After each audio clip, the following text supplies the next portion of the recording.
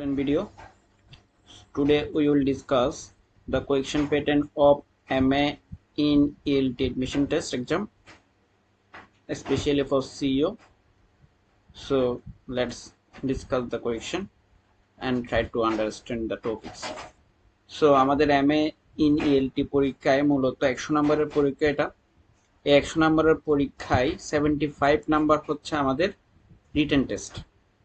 এবং এই রিটেন টেস্টে যারা উত্তীর্ণ হবেন, যারা লিখিত পরীক্ষায় উত্তীর্ণ হবেন তাদের ভাইভা নেওয়া হবে 25 নাম্বারের এবং ভাইভা পরবর্তীতে সিলেক্ট করা হবে। অর্থাৎ ভাইভা পার্টটা পরের অংশ। আমাদের লিখিত পরীক্ষায় যদি আমরা উত্তীর্ণ না হই তাহলে ভাইভা পার্টে আমরা অংশগ্রহণ করতে পারবো না। সো আমাদের এই 75 নম্বর পরীক্ষার জন্য আমরা নিজেকে কিভাবে প্রস্তুতি নিব তার একটা সংক্ষিপ্ত বিবরণ আমরা এখানে আলোচনা করব। এখানে মার্ক ডিস্ট্রিবিউশনের মধ্যে আছে হচ্ছে রিডিং টেক্সট, আমাদের 30 নাম্বার হচ্ছে রিডিং, গ্রামার হবে 20 নাম্বারের, রাইটিং আছে 25 নাম্বারের। দ্যাট মিনস 30 20 25 মোট 75 নাম্বারের আমাদের এই রিটেন সেকশন। সো রিডিং সেকশনের মধ্যে আমাদের একটা পেসেজ দেওয়া থাকবে। এই পেসেজের উপর ভিত্তি করে আমাদের কিছু প্রশ্ন সলভ করতে হবে। এখানে দেখা যাচ্ছে একটা পেসেজ দিয়েছে, পেসেজটা হচ্ছে ইন্টেলিজেন্স অ্যান্ড গিফটেডনেস।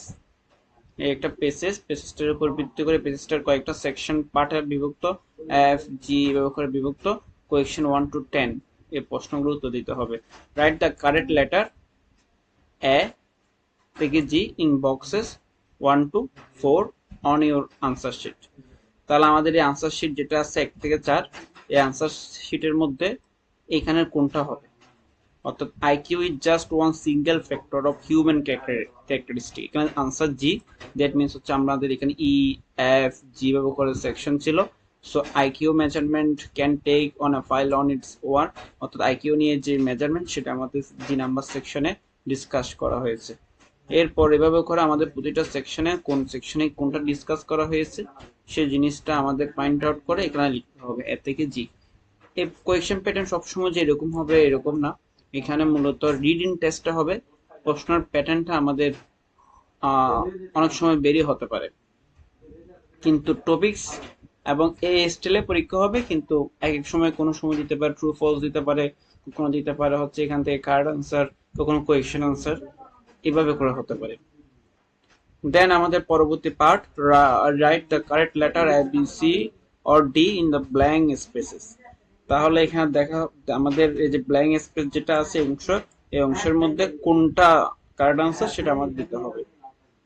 সো প্রফেসর বিনের ডিভাইস দ্য টেস্ট টু, এখানে আনসার হবে B, choose the best one. তার মানে হচ্ছে বি নাম্বারটা কারেক্ট আনসার, এখানে বি নাম্বার লিখলে আমাদের উত্তর। Then the test is design according to age. US army use intelligent test to select officer. আমি এখানে উত্তরগুলো আগেই মোটামুটি ঠিক করে রেখেছিলাম, সেই কারণে আমি এখানে উত্তরটা দিচ্ছি। এই পেসেজ থেকে উত্তরগুলো নেওয়া। তারপর হচ্ছে আমাদের ট্রু ফলস আছে এখানে in boxes 9 to 15 on your answer sheet, right? So if the statement agrees then you will give the true, if the statement contradicts the information then you have to give the false, then if there is no information on this then we will give the not given answer. So আমরা এখানে স্টেটমেন্টে 9 থেকে এই যে 9 number থেকে 15 নাম্বারের মধ্যে true false কিংবা নট গিভেন নিয়ে আলোচনা করব। সো এখানে দেখা যাচ্ছে age is a factor is completely overlooked in the simplified test by William Stan. So এই জিনিসটা ট্রু, কারণ হচ্ছে এখানে এই বিষয় নিয়ে আলোচনা করা হয়েছে। Einstein was a counter example of IQ test conclusion not given. Then আমাদের পরবর্তী সেকশন সেটা হচ্ছে গ্রামার সেকশন। গ্রামার সেকশনের মার্কস হচ্ছে 20 নাম্বার। এখানে মূলত গ্রামার সেকশনের মধ্যে বিভিন্ন সময় বিভিন্ন ধরনের প্রশ্ন হতে পারে। যেমন ধরেন এবারের যে প্রশ্নটা ছিল, এখানে একটা পেসেজ দিয়েছে, এখান থেকে ইনকারেক্ট গ্রামার কিংবা ফল্টি গ্রামার কিংবা এরর গ্রামারটা আমাদের কারেক্ট করতে হয়েছে। এভরি ইয়ার অন সেপ্টেম্বর হবে না, এখানে অন না হয় ইন হবে। সো এখানে আর্টিকেল হবে না, দা হবে না।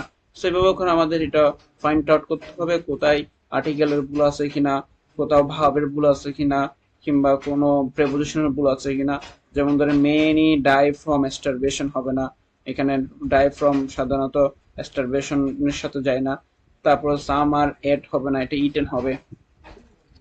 সো আমাদের এইভাবে করে সলভ করতে হবে, কোথায় কোন প্রশ্নের উত্তর হবে খেয়াল রাখতে হবে, এবং এই সঠিক করে এই অংশের মধ্যে আমরা উত্তরটা লিখব।